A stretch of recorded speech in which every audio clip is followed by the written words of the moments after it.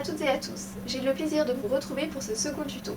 Nous allons réaliser ensemble un accessoire indispensable, à savoir le porte-monnaie. Peut-être que certains d'entre vous vont découvrir la matière, c'est du simili-cuir. Il s'achète chez votre marchand de tissus et existe sous différents coloris. Libre à vous ensuite de mixer les couleurs sur un même porte-monnaie. Certains d'entre vous vont se poser la question, il est possible de coudre du simili-cuir avec une machine à coudre dite familiale et une aiguille universelle de taille 90. C'est parti, commençons tout de suite avec la liste des fournitures. Une machine à coudre, 2 rectangles de simili-cuir de 14 cm par 10 cm, une fermeture à glissière non détachable de 12 cm, un pied spécial fermeture, 30 cm de biais de la couleur de votre choix, une bobine de fil et une canette de la couleur du biais, un grand ciseau et quelques épingles. Prépliez le biais sur toute la longueur.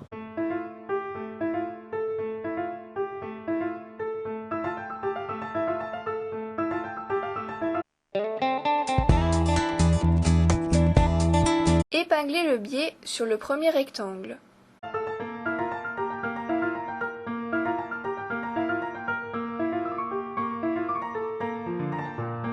Alignez le biais au bord extérieur de votre pied.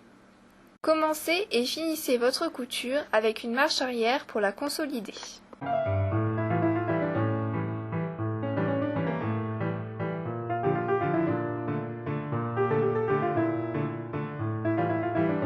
Coupez le biais à ras, puis répétez l'opération avec le second rectangle.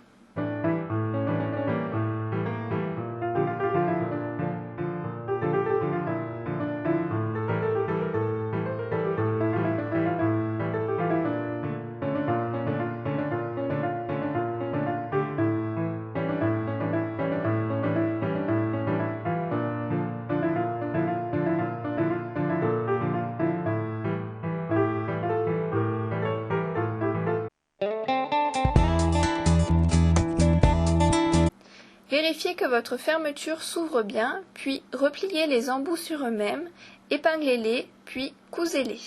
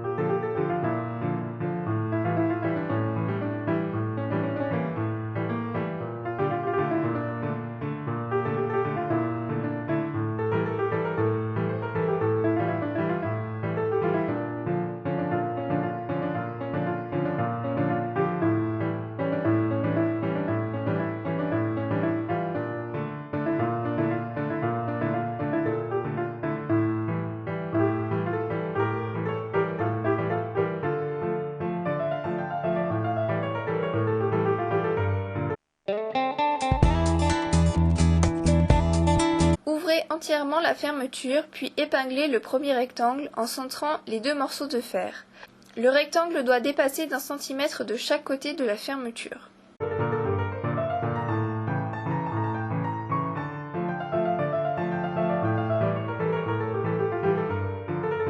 Positionnez votre pied à fermeture. Attention, l'aiguille doit se trouver à droite du pied, c'est-à-dire le plus proche de la fermeture.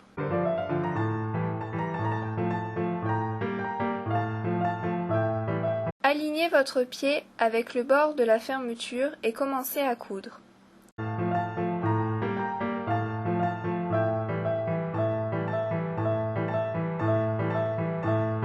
À 2 cm de la fin, arrêtez-vous et vérifiez que l'aiguille est bien enfoncée dans la matière. Relevez le pied, puis fermez la fermeture. Rabaissez le pied, puis continuez votre couture jusqu'au bout. Épinglez le second rectangle en l'alignant avec le premier.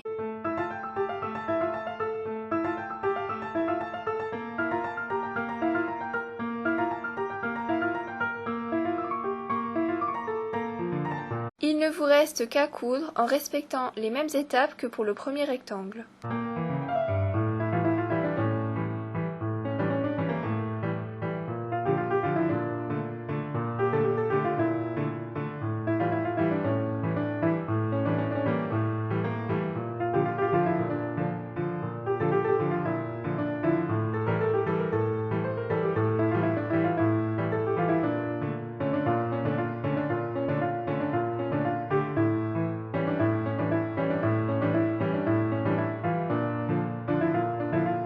Une fois la couture terminée, placez le curseur de la fermeture au centre de celle-ci.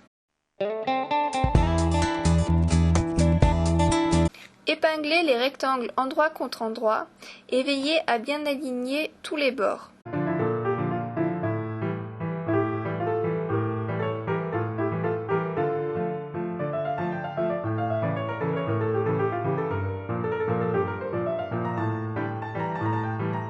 Vérifiez en retournant si tout est bien positionné.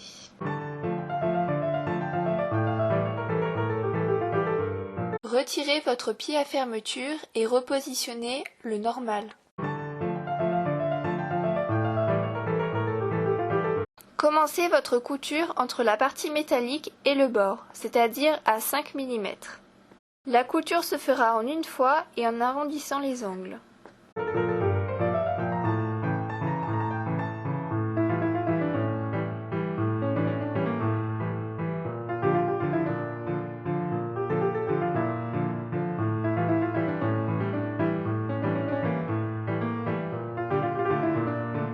En arrivant à l'angle, commencez doucement votre virage. N'hésitez pas à vous arrêter plusieurs fois afin de repositionner la matière en veillant à ce que l'aiguille soit à chaque fois enfoncée.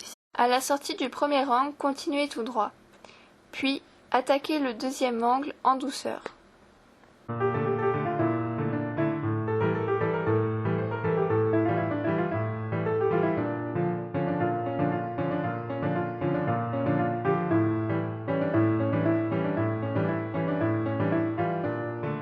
Finissez, comme au départ, entre la partie métallique et le bord du biais.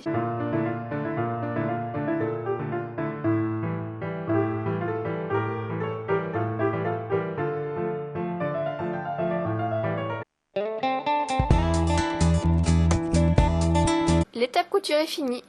Maintenant, vous pouvez couper l'excès de matière au ciseau.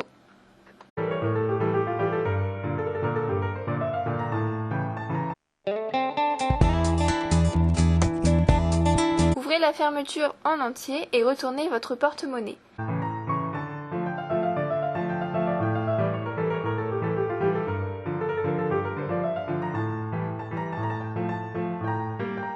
N'hésitez pas à vous aider du ciseau pour pousser délicatement les angles.